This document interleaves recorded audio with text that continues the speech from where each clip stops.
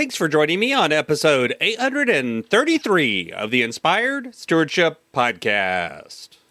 I'm Heather Hyman from Sweet Tea Social Marketing.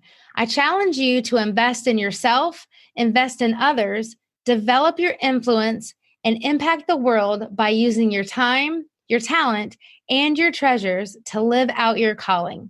Having the ability to reach others is key, and one way to be inspired to do just that is to listen to this, the Inspired Stewardship Podcast with my friend Scott Mader. The truth is, joy is not something that we actually can't find. It's just something that we learn to stop looking for. And as we stop looking for it, it stops showing up. But you can take just 5 minutes a day or just 10 minutes a day and spend that doing a gratitude journal. Welcome and thank you for joining us on the Inspired Stewardship Podcast. If you truly desire to become the person who God wants you to be, then you must learn to use your time, your talent, and your treasures for your true calling.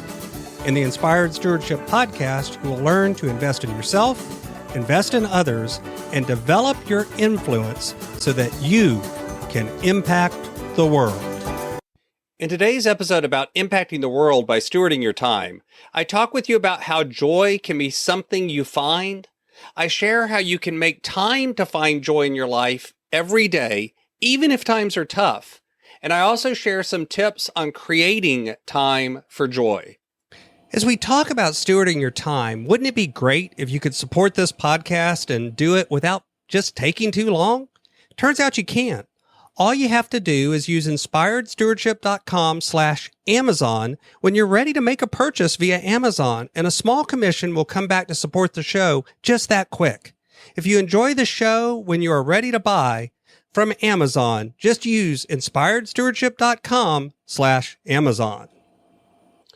As we talked about yesterday when we were talking about happiness versus joy from a biblical perspective, today I wanted to talk a little bit about time and joy.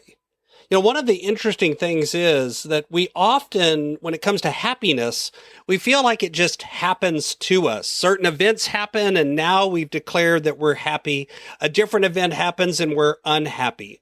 But again, joy is something deeper than that. It's something that I believe you actually have to actively go about trying to make the time in your life to be able to feel it, to be able to be connected to it. It doesn't just happen by accident. Joy instead is something that you find by actively seeking it out. But it can often start in small movements and small moments of time. It doesn't have to be created in this large, massive change. This isn't about uprooting your entire life and reprogramming it.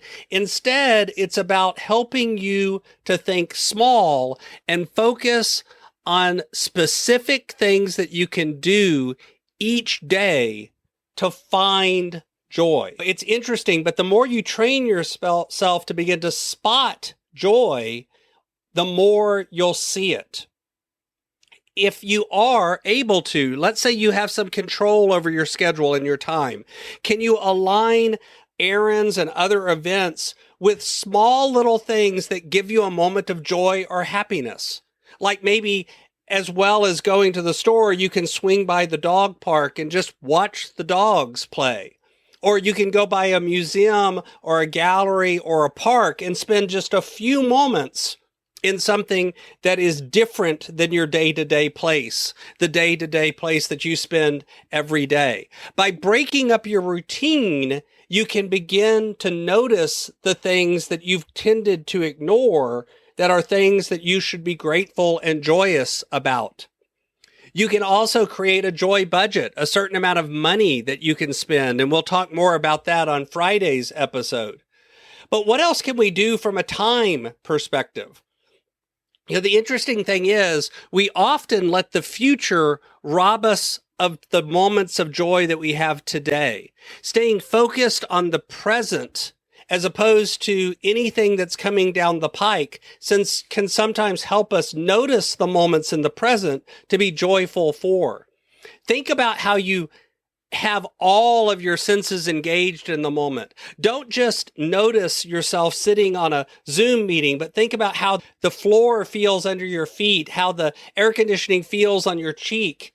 If you get in touch with the feelings of your body, it often helps you identify feelings of spirit as well.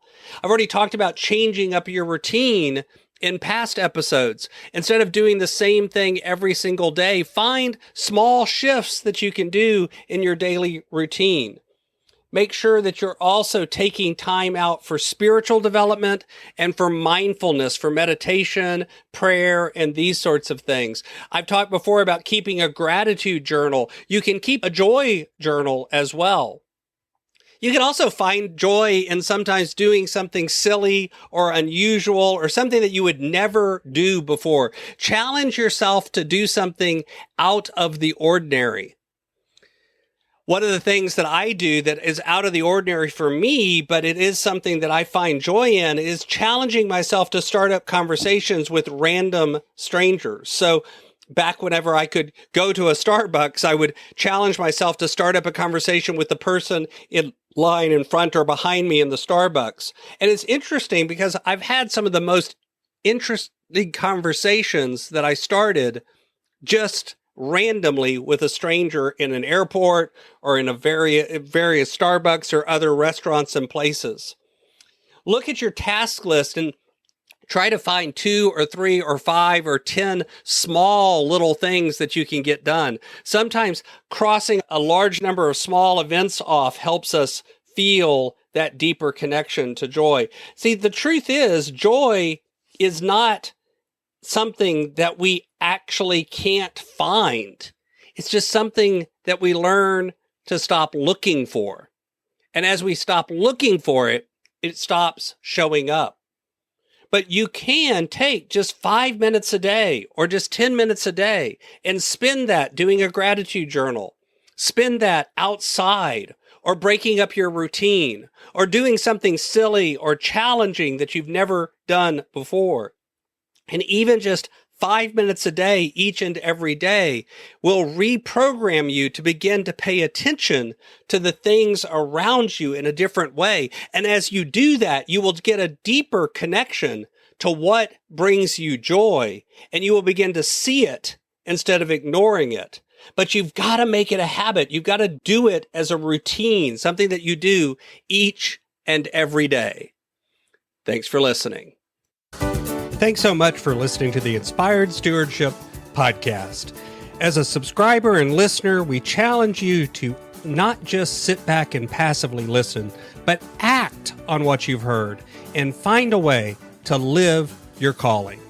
If you like this episode on the stewardship of time, be sure to sign up for our Stewardship of Time Tips series by going to inspiredstewardship.com/time or texting 44222 time tips, and that'll get you our best tips on stewarding your time.